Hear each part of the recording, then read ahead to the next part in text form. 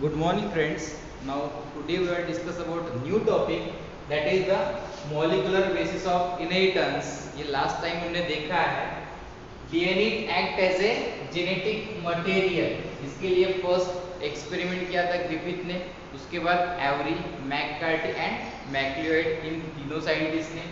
उसके बाद यहाँ पे Hershey and Chase, that is the most acceptable theory for the DNA, it act as a genetic material. ये DNA genetic material है, इसके ऊपर काफी साइंटिस्ट ने रिसर्च किया। 1928 से ये रिसर्च शुरू हुआ और 1952 में एंड हुआ।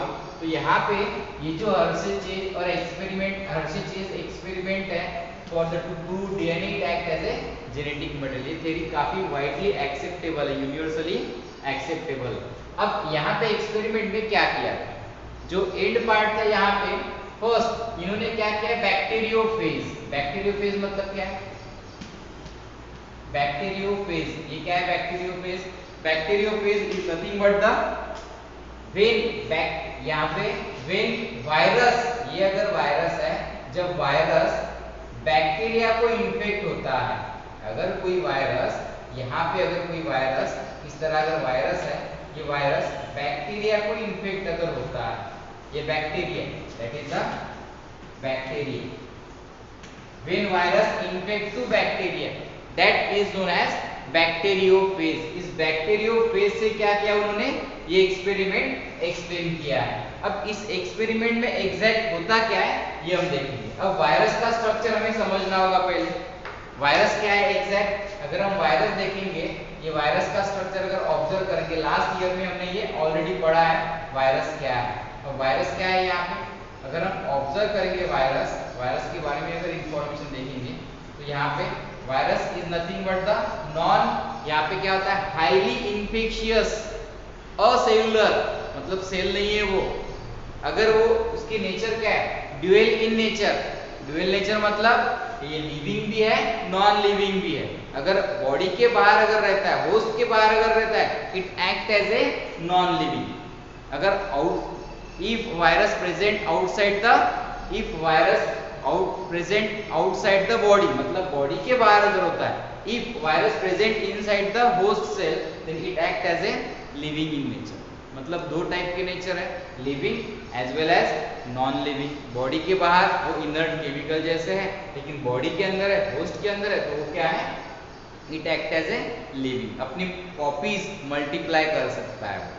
अब यहाँ पे आउटर जो पार्ट होता है, that outer part is known as capsid और कैप्सोमर भी कह सकते हैं। ये क्या है, दैट कैप्सिड और capsomer which is made up of protein.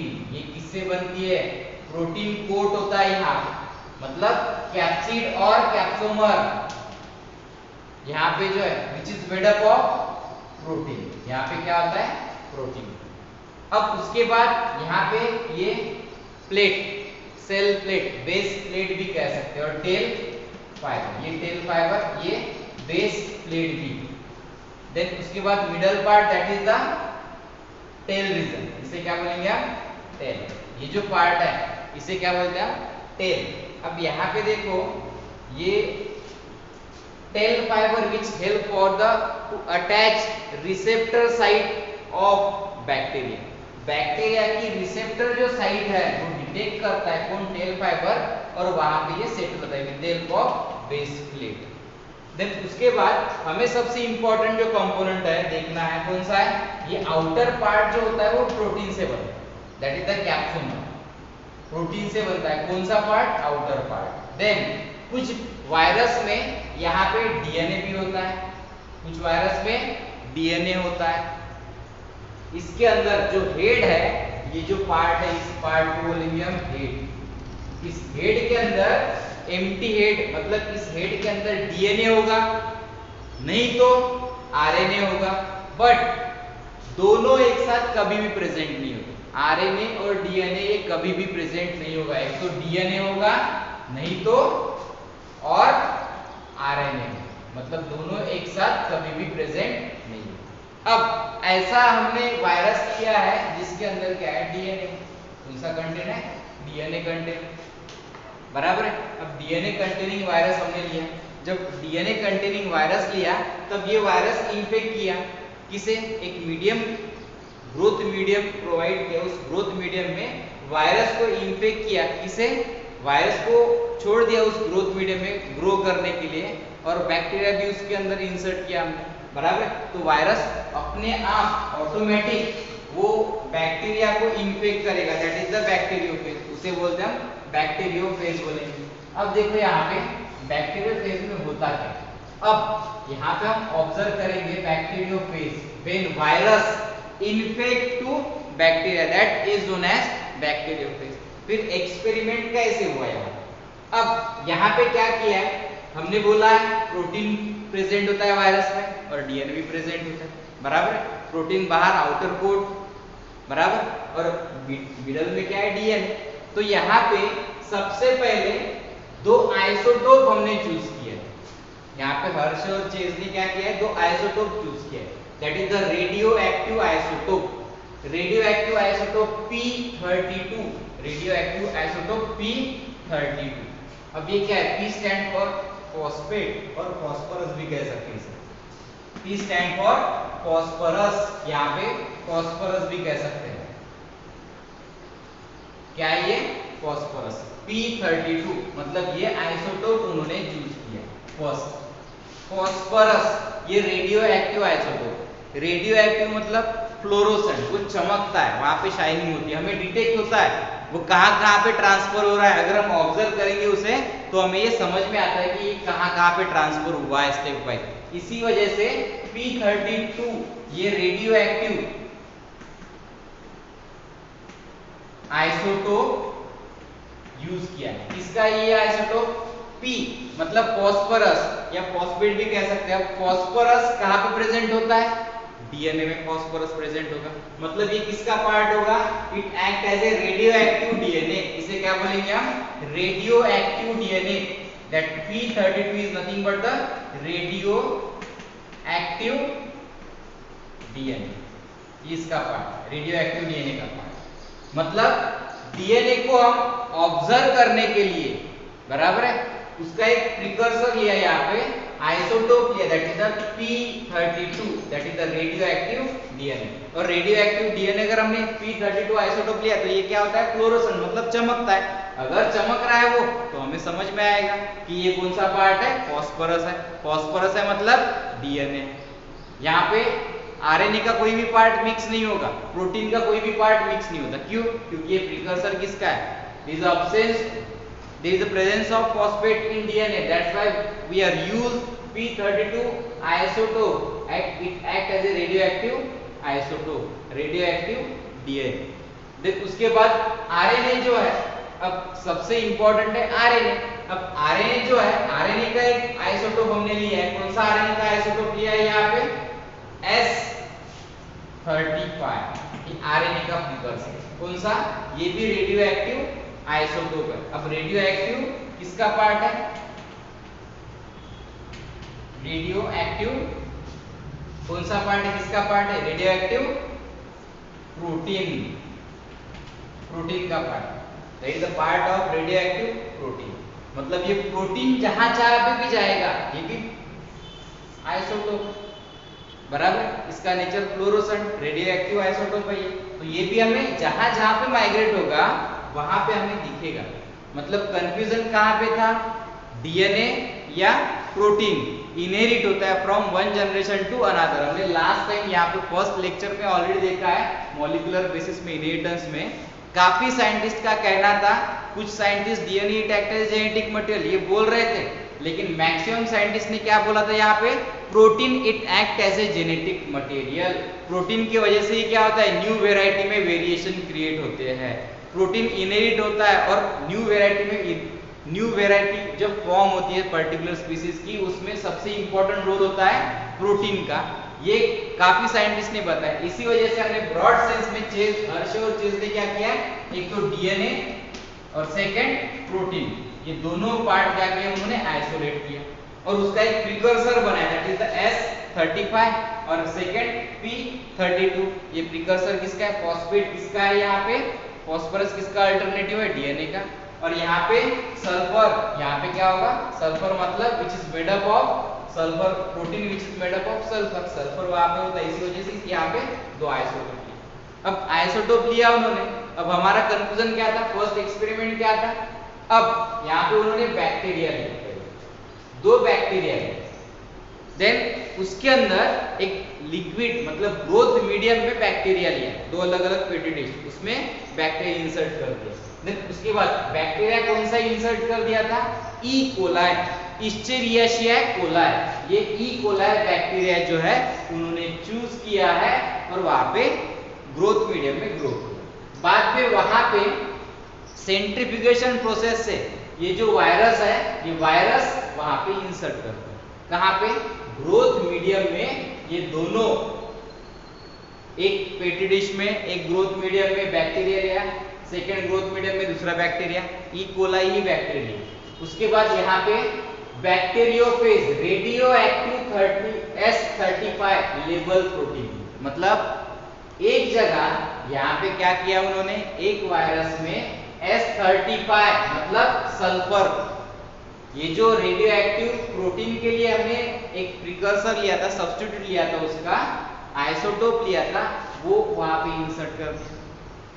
Then उसके बाद सेकेंड ग्रोथ मीडियम में जो नेक्स्ट है P32, ये रेडियो एक्टिव फॉस्फोरस आइसोटोप लिया था, रेडियो एक्टिव डीएनए, ये प्रिकर्सर किसका है, DNA, P phosphate which is made up of DNA, मतलब डीएनए में क्या होता है, DNA which is made up of phosphate, वहां पे फॉस्फेट मॉलिक्यूल होता है, यहाँ पे सल्फर नहीं होता है, इसी वजह से हमने ये लिया है। देन प्रोटीन में सल्फर होता है, तो इसी वजह से इसका आइसोटोप कौन सा लिया है, यहाँ पे S35 ये लिया, मतलब दो अलग अलग एक्सपेरिमेंट यहाँ पे उन्होंने किया है, एक P32 पे और S35 पे, ये रेडियो एक्टिव आइसोटोप। बाद में इन्फेक्ट करने के बाद उन्होंने ऑब्जर्व किया यहाँ ये रेडियो एक्टिव आइसोटोप कहाँ ट्रांसफर हो रहा है, ये हमें समझ में आता है इजीली, वो फ्लोरोसेंट नेचर होने के कारण वो हमें दिखता है, ऑब्जर्व कर सकते हैं।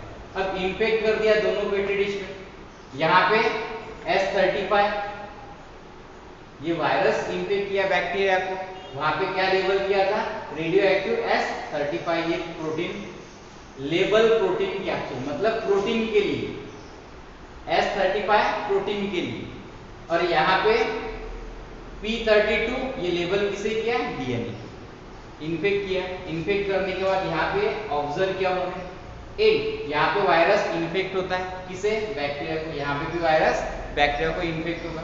बाद में जब उन्होंने ऑब्जर्व किया, जब ये काफी सारी कॉलोनी हुई, अब यहाँ पे क्या था, S35 प्रोटीन के लिए जो हमने आइसोटोप लिया था, रेडियो एक्टिव आइसोटोप, यहाँ पे बैक्टीरिया में जब ऑब्जर्व किया, बैक्टीरियल सेल के अंदर ऑब्जर्व किया, अगर प्रोटीन डीएनए मतलब प्रोटीन जो है अगर वो जेनेटिक मटेरियल है तो वायरस से कहाँ पे ट्रांसफर होना चाहिए था, बैक्टीरिया के सेल के अंदर होना चाहिए, बराबर है।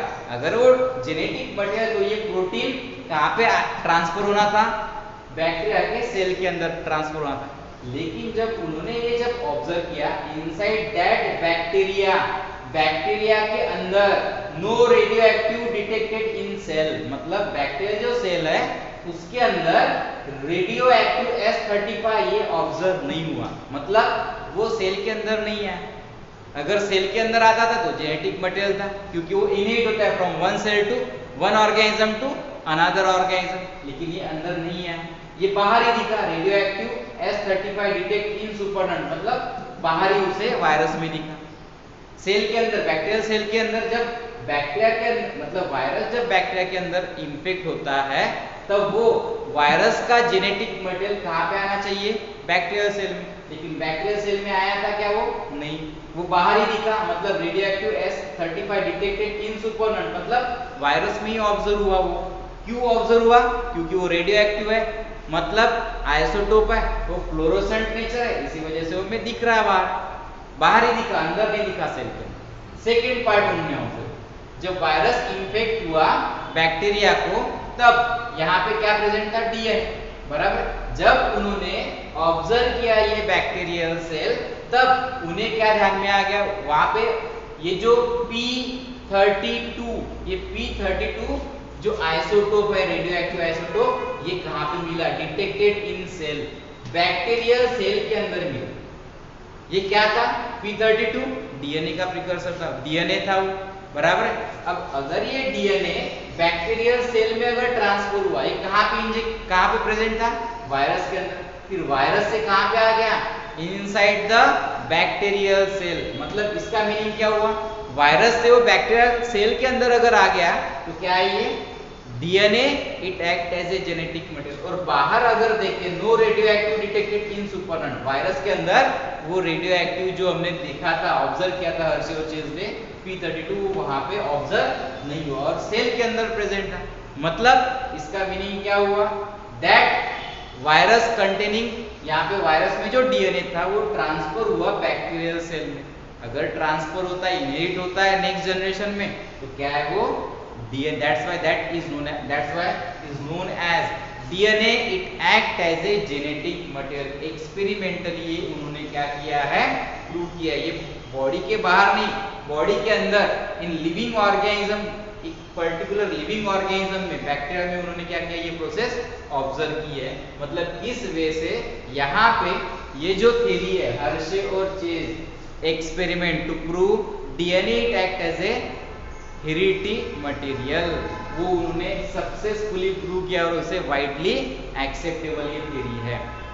मतलब यूनिवर्सली ये एक्सेप्टेबल थ्योरी है।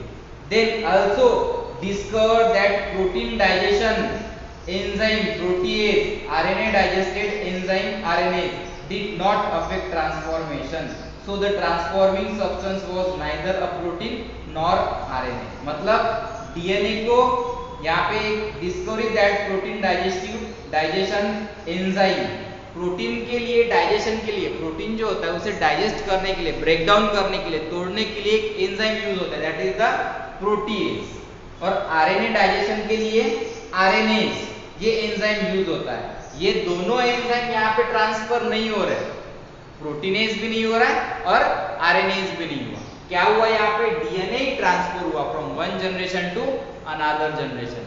इसी वजह से this theory was acceptable in universe. This is over about the Hershey and Chase experiment. Then we will discuss next topic in next lecture.